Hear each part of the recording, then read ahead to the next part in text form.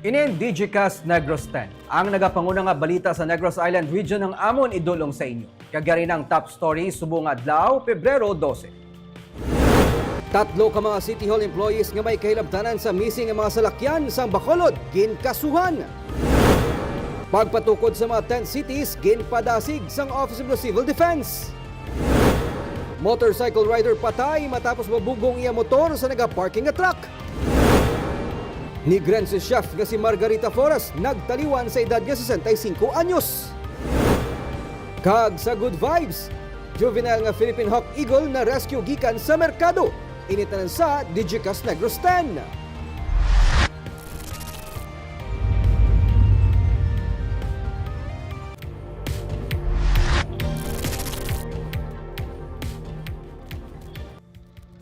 Sa number 10, low pressure area nagapalayo na sa Pilipinas pero easterlies posible nga magadala sa gihapon sang ulan sa malapad nga bahin sang Visayas.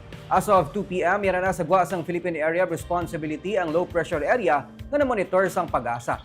Nagapalayo na ini sa Pilipinas kag may magamay na lang at tsansa nga mga isa ka bagyo sa sulod sang 24 oras. Samtang ang easterlies naman ukon ang mainit nga hangin gikan sa Pacific Ocean ang nagaapekto sa malapad nga bahin sang Visayas. Sa Negros Island region may himo magadala ang easterlies ang lapta-lapta nga pag-ulan kag pagpanagwob.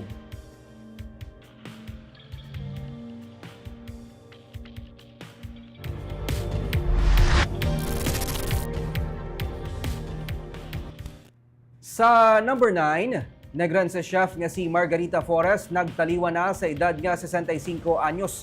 Ini ang ginanunsyo sa iya bata nga si Amado Flores sang kahapon. Suno kay Amado nagakalisod ang ilang pamilya sa inali nga pagtaliwan sa Iloy kag nagapangayo sila sang pagpangamuyo gikan sa publiko.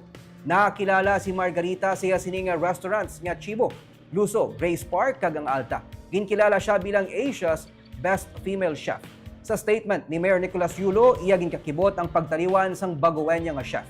Hindi niya man malipatan bisan sa kasakuon sini, wala niya ginakalipatan ang iya nga hometown nga bago. Inisuno siya nga advice sa iyaman nga lolo nga si Don J. Amado Araneta.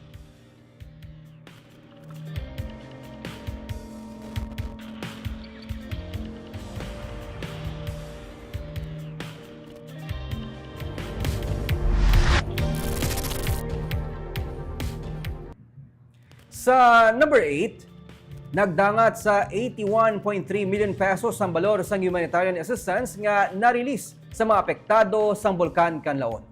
Sa report sa Department of Social Welfare and Development Field Office 6, Western Visayas, as of February 12 noon, 81,334,289 pesos ang na-release nga assistance gikan sa DSWD, mga local government unit kag mga non-government organization. 56.1 million pesos diri ang gikan sa DSWD. Samtang as of February 11, 4 p.m. may 160.4 million pesos pa nga balor sa mga relief resources. 500,000 pesos ang standby fund kag 159.9 million pesos naman ang balor sang food kag non-food items. Samtang sunod sa DSWD, may 5,636 ka mga persona ang nagapabilin sa 15 ka mga evacuation center sa karon. 6,789 naman ka mga persona ang yara sagwa sa mga evacuation centers.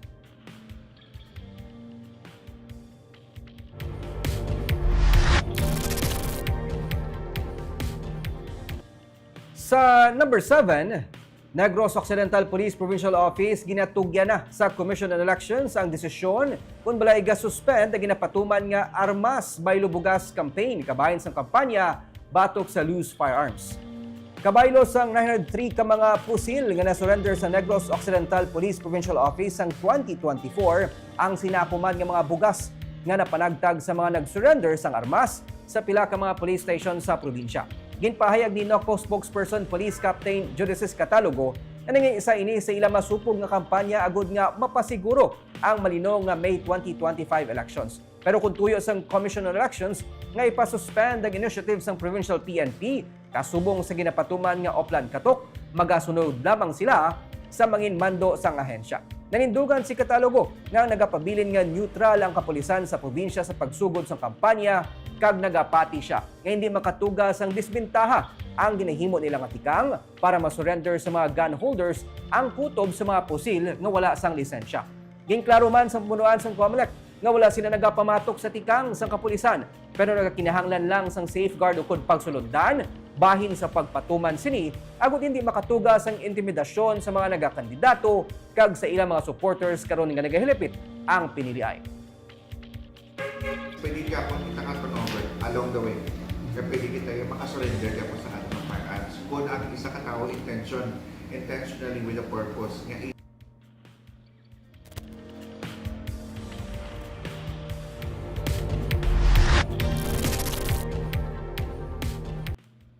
Sa number 6, motorcycle rider patay matapos nga makabunggo ang iyang motor sa nagaparking nga truck. Napatay ang isa kaging kilala kay alias Itok matapos nga makabunggo ang iyang motorsiklo sa nagaparking nga truck sa atubang sang Sagay City Hall sa Barangay Rizal sa Sagay City, Cainasang Kaagahon. Sunod kay Police Lieutenant Colonel Alvimar Flores, ang hepe sang Sagay City PNP, nakita sa mga saksi na nagabalik-balik ang motorsiklo antes na bunggo sa truck.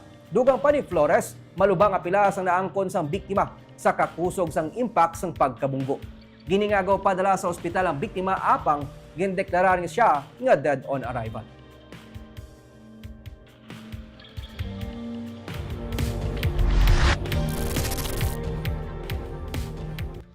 Sa number 5, pagpangudal sang SMPHI sa Manukan Country sa reclamation area suguran sa Pebrero 15 kag Pebrero 21.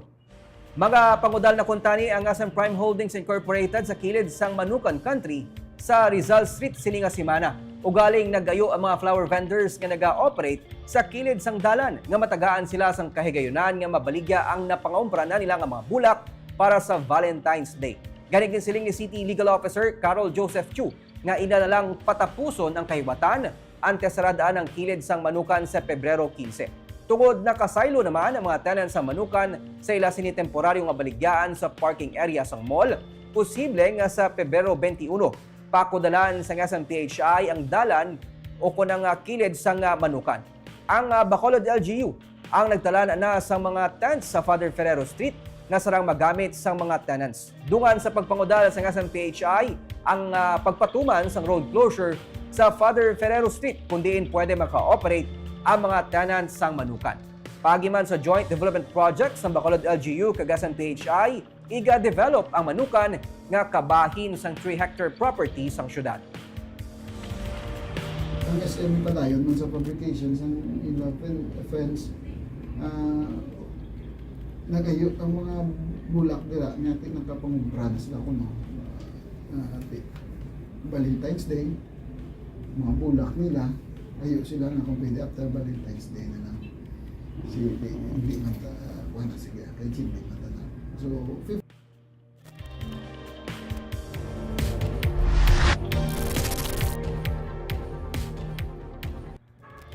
Sa number 4, mga emergency response vehicle kag carpooling system kabahin sa mga pagpanghanda sa Bacolod LGU kung maguntat biyahe ang mga traditional jeepneys sa madason nga semana. Madayon man o kung hindi, ang ginaplano nga pag-untat biyahe sa mga traditional jeepney organization, nakahanda na ang mga emergency response vehicles sa Bacolod DRMO na sarang gamiton ilabi na kung peak hours. Nagapati si City Administrator Lucille Helvolea na magluwas nga may mga modernized jeepneys nga magapadayon nga magabiyahe sarang nga ipatuman sang syudad ang carpooling system o kung pag-share sang libre nga sakay sa mga pasahero kag empleyado sang syudad.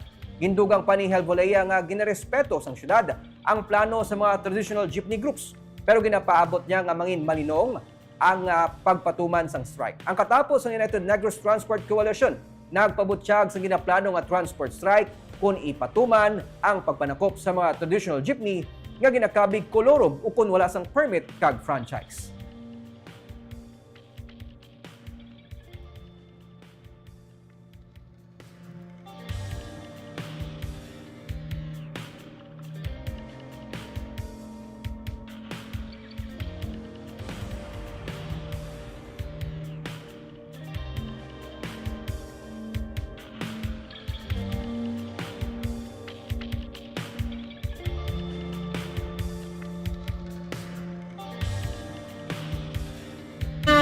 deploy ang DRA mo during na nasa peak hours na dapat stranded. So usually, ang mga tao, kabalo sila may strike daw, iba na hindi na-defer naman.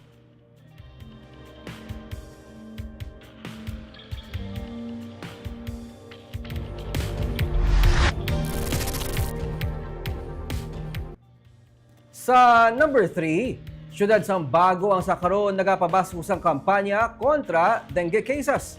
Inis nga sang pagsaka sang dengue cases. Suno kay Elizabeth Nalaunan, ang dengue coordinator sang syudad as of February 11, may 127 ka dengue cases ang na-record. Sa report sang Provincial Health Office sadtong Pebrero 1, ang syudad sang Bago ang naka-record sang pinakamadamo nga dengue cases sa bilog na probinsya. Suno kay Nalaunan, ang barangay Lag-asan sa 24 ka mga barangay sang Bago ang may pinakamadamo nga dengue case nga na-report. Ang bilog na 24 nga barangay sang syudad may recorded dengue cases. Sunod pa kay Nalaunan, mas ginpabaskog nila ang ilang clean-up drive. Sa mga pulong-pulong sa komunidad kag eskwelahan, ila ginapahangop ang importansya sa matinlo nga palibot kag hindi dapat pagtugutan ang pagtiner sa mga breeding places sang lamok nga sarang mabuhi sa stagnant kag bisan pa matinlo nga tubig. Nagapanagtagman sa mga balasahon na angot sa dengue kag paano ini malikawan. Nagapanghatag kag nagapatubo man sila sa mga anti-dengue mosquito plants. Dugang pa niya, nagapatigayon man sila sang fumigation kag naga-apply sang larvicide. Ginaduso man sang health officials ang gilayon nga pagpakonsulta sa doktor kung makitaan sang sintomas sang dengue kaangay sang pila ka adlaw nga paghilanat, rashes kag pagpalanakit sang kalawasan. Damlag pagin siling sang PHO nga sa cycle sang dengue sa kada 3 ka tuig nagasaka ang kaso kag ang 2025 ika-3 nga tuig pumalin sang nagtimbuk man ang kaso. Number one, good for the community is to seek and destroy. So, meaning kuhaon, pangitaon, kag papason ang ginamuaran sang lamok. As we all know, ang lamok abi, nangitlog sang lamok, nagagamuad siya sa clean and stagnant water, which is kita natin sa atong palibot, no? So, we need the cooperation of each of the households in Bago City also.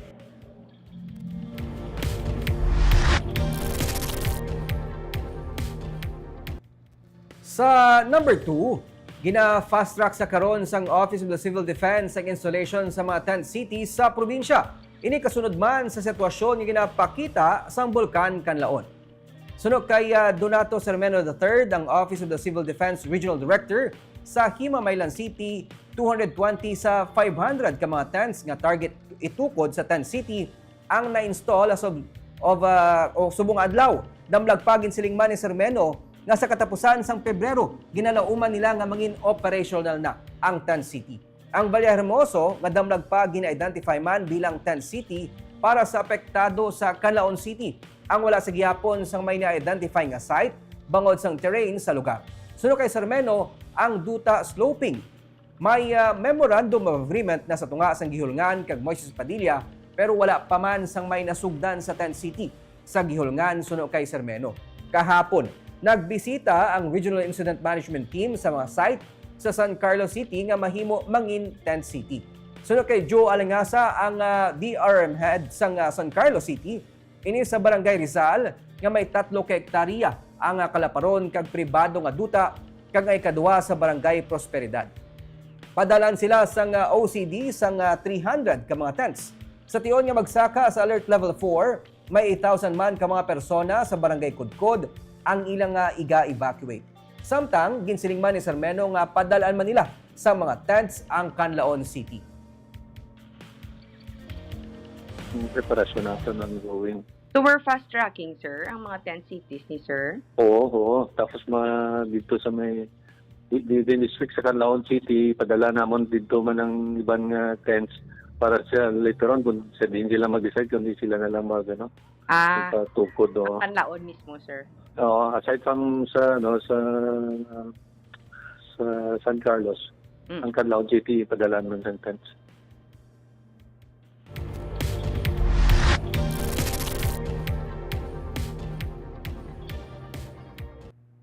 Kag sa numero 1 sa mga balita subong nga adlaw, 3 ka mga city employees ang syudad sa Bacolod nga may kangtanan sa na-missing nga mga salakyan ang ginpasakaana sang kaso. Yari ang report. 3 sa 5 ka mga city employees nga sadtuanay may kangtanan sa nagkaladula kaginaligar ginpangkawat nga salakyan ang ginpasakana sang kaso administratibo angon sa dishonesty, grave misconduct kag conduct prejudicial to the best interest of service. 2 sa mga empleyado ang katapos ng Office of the Building Official kag isa ang gikan sa Office of the City Accountant. Ginsiling ni City Legal Officer Carol Joseph Chu nga wala na balik sang 3 mga salakyan kag motorsiklo sang city government nga naka-memorandum receipt sa ila. Nabalik kin Manila ang mga units. Wala.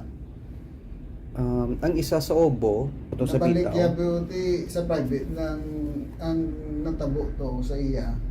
Ang salakyan sa gobyerno ara iya sa private property. Naka-MRC mo ang salakyan sa gobyerno ara iya sa private property kay wala man siya kabalo paano naglabot to sa private person. Then pagbalik do scrap na gid wala na gid. Sang 2023, sa natalupangdan nga wala na mga salakyan kag motorsiklo matapos ginmando ni Mayor Albi Benitez sa General Services Office ang inventory sang tanan nga mga city government vehicle. May masobra sa tunga sa milyon ka pesos ang balor sang nadula nga mga salakyan kag motorsiklo pero ini ang ginakabig na nga unserviceable o kung hindi na magamit.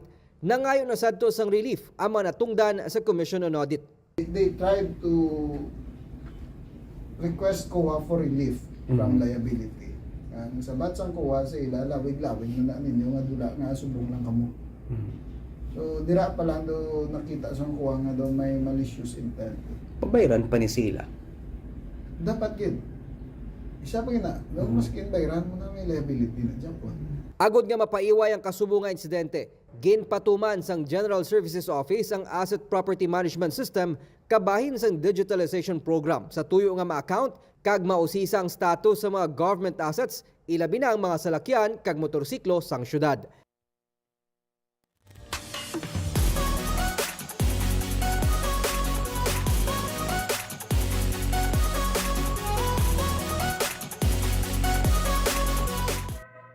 Kag sa good vibes, juvenile nga Philippine Hawk Eagle na rescue gikan sa merkado sang San Carlos City.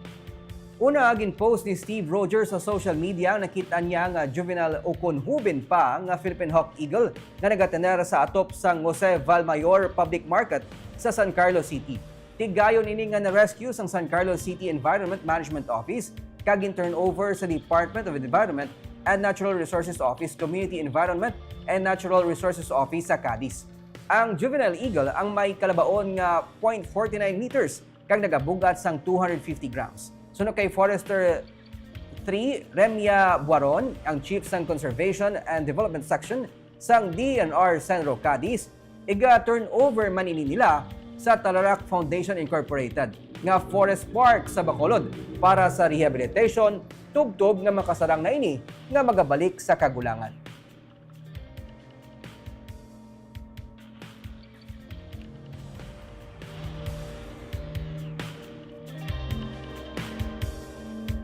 Kag antes kita magtakop, shoutout kita sa aton nga mga suki sa Facebook Live kay Sir Probilino Marguinho, Jobeya Janala from Baguio City, kay Sir John Rubin from Kuwait, Yekel, kay Oscar Alejandrino from Kawayan, subong man kay Sir Lindol Sunyo, Benedicto Danilo, kag Rayong Balili, kay Jessray Hevero may pa-shoutout siya, kay Mr. Pogi, ang kilala niya sa Himamaylan City. Subong man kay Romel Gallo, kag Benedicto Danilo. May patamyaw man kita sa YouTube ang mga viewers naton kay Freddy Po. May pa-advance Happy Valentine siya, siya sining gwapahon nga asawa. Subong man patamyaw ya si nanay niya Guns. Kag amoy adto ang top stories of the day, tugtubas, ako si Nico Delfin.